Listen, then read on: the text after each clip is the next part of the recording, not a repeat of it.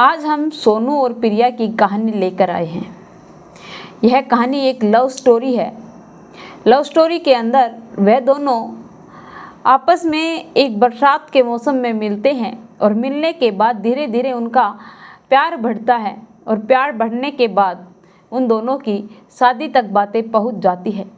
लेकिन लड़की 24 साल की थी और लड़का 18 साल का।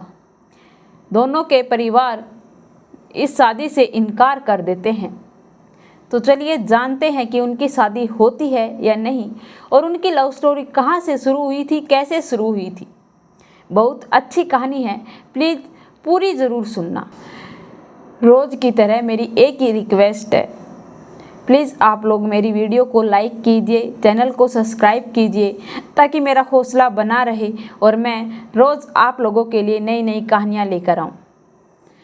सोनू और प्रिया, जो कि बहुत ज़्यादा एज में डिफरेंस था, वह दोनों कभी आपस में एक दूसरे को देखा भी नहीं था, कभी मिले भी नहीं थे, अनजान थे। बहुत ज़ोर से बारिश आ रही थी। सोनू, जो कि पास के ही बाज़ार में रोज़ काम पर जाता था, 15 किलोमीटर साइकिल पर जाकर वह अपनी ड्यूटी कर कर आता था। लेकिन एक दिन बहुत ज़ोर से बारिश आती है। उसे आसपास कोई भी घर दिखाई नहीं देता। उसे प्रिया का घर दिखाई देता है। वह उसके बाहर खड़ा होकर बारिश के रुक जाने का इंतज़ार करने लगा कि बारिश रुकेगी तो मैं घर चला जाऊंगा। लेकिन बारिश जो कि रुकने का नाम नहीं ले रही थी।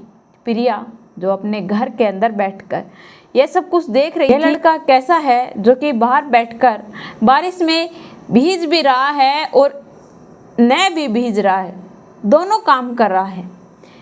बारिश इतनी ज़ोर से आ रही है, यूँ नहीं कि हम अंदर चलें, किसी की हेल्प लें।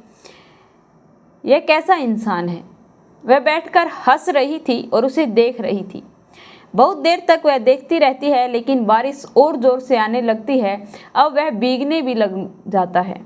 तभी प्रिया अंदर से आती है और उसे कहती है कि प्लीज़ आप अंदर आ जाइए, बारिश बहुत ज़ोर से आ रही है और यह रुकने का नाम नहीं ले रही है और आप भीग रहे हो, फिर यहाँ क्यों खड़े हो? अगर आपको भीगना ही था तो आप घर जा सकते थे। यह सब कुछ कहने के बाद वह उसे अंदर ले आती है। अंदर लाने के बाद वह उसे टॉवल देती है कि आप प्लीज़ अपने आप को पोंछ लो ताकि आपको ठंड ना लगे। यह सब कुछ कहकर वह उसे कॉफ़ी दे देती है। कॉफ़ी पिलाने के बाद उसकी माँ का फ़ोन आ जाता है। वह कहती है कि बेटा, आज मैं घर पर नहीं आ पाऊँगी या शायद लेट हो जाऊँ क्योंकि बारिश बहुत ज़ोर से आ रही है, इसीलिए मुझे आने में देर हो सकती है। लेकिन तुम घर पर अकेली हो, घर को बंद रखना। कोई भी अगर अनजान घर के अंदर आने की कोशिश करे तो प्लीज़ दरवाज़ा मत खोलना। वह कहती है कि ठीक है मम्मा। वह सोनू के बारे में कुछ भी नहीं बताती है। सोनू की वह अच्छे से देख रेख करती है।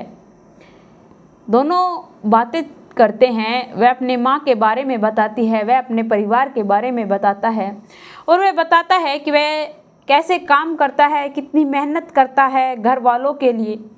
यह सब कुछ उनकी बातें शुरू होती है और रात हो जाती है, लेकिन दोनों की बातें ख़त्म नहीं हो रही थी। लड़का जो कि हिचकिचा रहा था, लड़की भी डर रही थी कि तुम अकेली हो, न जाने क्या होगा। तुमने हेल्प तो कर दी, कहीं ये तुम्हारी हेल्प का फ़ायदा न उठा ले। यह सब कुछ सोचकर लड़की भी घबरा रही थी। लेकिन लड़का एकदम सीधा साधा था। धीरे धीरे रात बढ़ती जा रही थी। लड़की की माँ का फ़ोन फिर से आता है। बारिश रुकने का नाम नहीं, रात बहुत हो चुकी थी, वह जाए तो जाए भी कहाँ। दूसरी तरफ लड़की अपनी माँ से बात करती है तो माँ का कहना था कि बेटा, आज मैं नहीं आ पाऊँगी, आज तुम खाना खाकर सो जाना और मैंने तुमसे कहा कि कोई भी आए तो दरवाज़ा मत खोलना। यह सब कुछ कहकर वह कहती है कि ठीक है माँ। माँ कहती है कि बेटा ठीक है, अपना ध्यान रखना और आराम से सो जाना, मेरी फिक्र मत करना। लड़की प्रिया भी कहती है कि ठीक है मम्मा, मैं सो जाऊंगी, मैं आपकी बात समझ गई हूँ। लड़की की तो उम्र हो रही थी, लड़का भी बहकने की उम्र में ही था। दोनों एक दूसरे के करीब आने लगते हैं। करीब आते फिर लड़की सोचती है कि कहीं यह लड़का तुम्हें गलत ना समझ ले। लड़का भी हिचकिचा रहा था, खुलकर बात नहीं कर पा रहा था। तभी लड़की कहती है कि मम्मा तो आज नहीं आएगी। मम्मा का फ़ोन आया था, वह कह रही हैं कि बारिश बहुत ज़ोर से हो रही है, इसीलिए मैं आज नहीं आऊँगी, तो आज मैं घर पर अकेली हूँ। लड़की ये सब कुछ जब लड़के को बताती है तो लड़का भी समझ जाता है और उन दोनों के बीच में रिलेशनशिप इतना ज़्यादा गहरा हो जाता है कि लड़का सुबह जल्दी से उठकर वहाँ से रवाना हो जाता है, इस डर से कि कभी कोई तुम्हें देख ना ले। अगर किसी ने देख लिया तो मुसीबत खड़ी हो सकती है।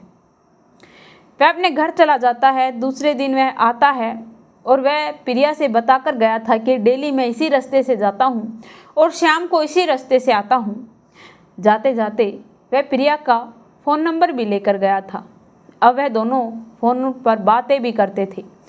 वह सुबह उठकर उसे भेज देती है। वह शाम को उससे मिलने को बेताब हो रही थी। उसकी माँ सुबह ड्यूटी पर जाती थी, शाम को आती थी।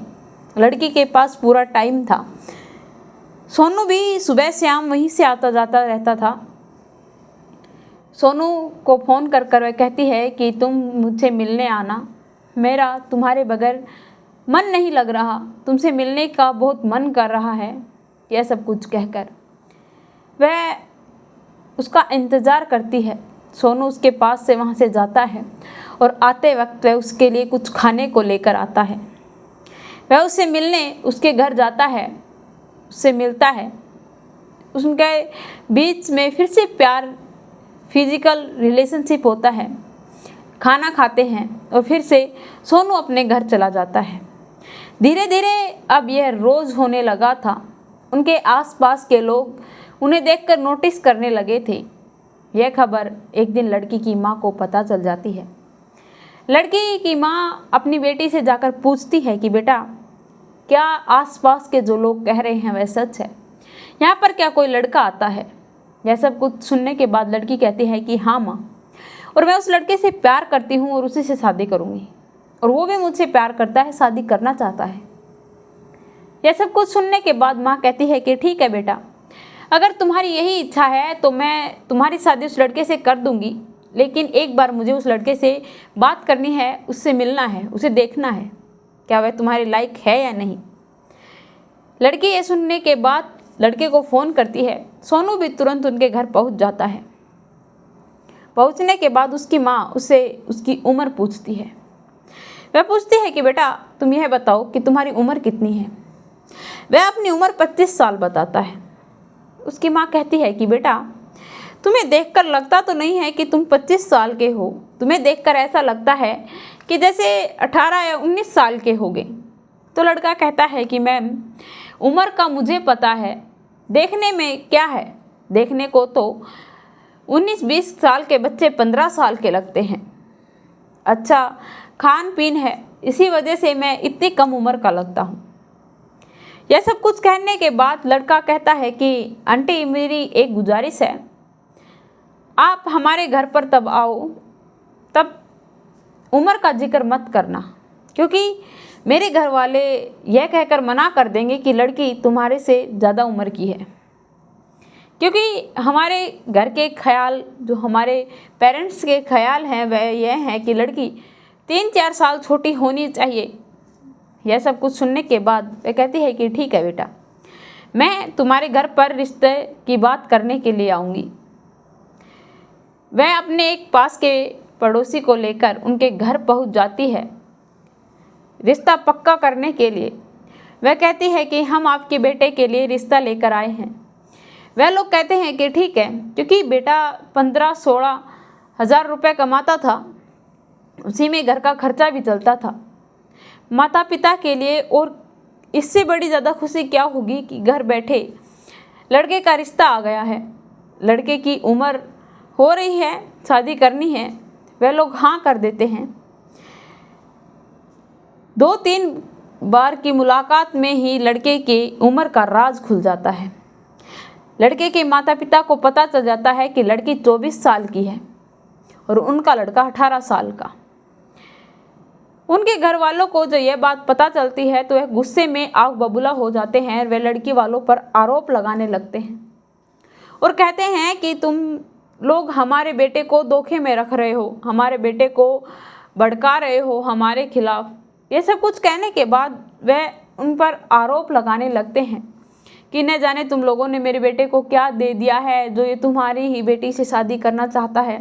तुम लोगों ने हमारे बेटे को वश में कर लिया है। न जाने कितने आरोप लगाते हैं। तभी लड़का कहता है कि माँ, मैं उस लड़की से प्यार करता हूँ और मैं उसी से शादी करूँगा। तो उसकी माँ कहती है कि बेटा तू अभी बच्चा है, तुम्हें अपनी ज़िंदगी का डिसीजन लेने का नहीं पता है। हम जो भी करेंगे तुम्हारे लिए ठीक ही करेंगे और जो हम कह रहे हैं ये बिल्कुल ठीक है। यह लड़की तुम्हारे लायक नहीं है, ये तुमसे उम्र में बड़ी है। तो लड़का कहता है कि माँ, मैं जब 15 साल का जब नौकरी करने जा सकता हूँ तो मुझे जब मैं समाज के अंदर काम कर सकता हूँ, मेहनत कर सकता हूँ, पैसे कमा कर आप लोगों को लाकर दे सकता हूँ, तो मैं अपना मनपसंद जीवन साथी क्यों नहीं चुन सकता। मैं बाहर जाता हूँ, मैं इंसानों से ही मिलता हूँ, मुझे कई प्रकार के लोग मिलते हैं, मुझे सभी की नॉलेज है, मुझे अपनी ज़िंदगी का डिसीजन लेना आता है और मैं इस लड़की से प्यार करता हूँ और मैं अब इसे बीच रास्ते में छोड़कर नहीं जा सकता। मैं इसी से शादी करूँगा। आप लोगों की हाँ है तब भी और ना है तब भी। माता पिता अब बच्चे के सामने क्या ही कहें। वह लोग अपने बच्चे के सामने घुटने टेक देते हैं और दोनों की शादी करा देते हैं। शादी कराने के बाद वह लोग खुशी खुशी अपना जीवन व्यतीत करने लगते हैं। जो इन दोनों के प्यार ने आसमान को छू लिया, सभी के दिल को छू लिया। तो आप लोगों को यह कहानी सुनकर ऐसा लग रहा होगा कि काश ऐसी बारिश हमारी ज़िंदगी में भी हो, ऐसा जीवन साथी हमें भी कोई मिले। तो आप लोगों को यह कहानी कैसी लगी कमेंट में लिखकर ज़रूर बताना। मेरे चैनल को सब्सक्राइब करना, बेल नोटिफिकेशन को ऑन करना ताकि ऐसी हर वीडियो जल्द से जल्द आप लोगों तक पहुंच पाए।